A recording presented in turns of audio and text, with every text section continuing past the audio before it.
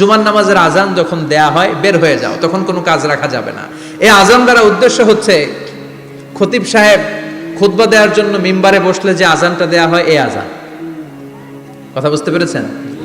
কিন্তু দুর্ভাগ্যজনক হলে সত্য, আমাদের বাংলাদেশে এই আজানটা কেন যেন মুয়াজ্জিন ভাইরা ইমাম সাহেবের সামনে এসে আস্তে আস্তে দেয়, ছোট ছোট করে ইমাম সাহেবের মুখের উপরে দেয়, মাইকে দেয় না। এটা পাইছে কই? এটা যে কোত্থেকে ঢুকছে এক আল্লাহই ভালো জানে। আজান মানে অ্যানাউন্সমেন্ট। আজান মানে কি? কথা বলেন।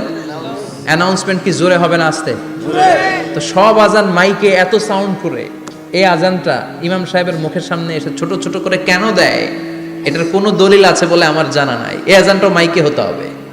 আমি পৃথিবীর যত দেশ ঘুরেছি, অনেক বড় বড় মসজিদে আমি জুমার সালাত করেছি, সব জায়গায় মক্কাতুল মুকাররমা সহ মসজিদে নববী সহ সব জায়গায় খতিব সাহেব জুমার মিম্বারে বসার পরে যে আজানটা দেয়া হয়, এটাও অন্যান্য আজানের মতো মাইকে দেয়া হয়।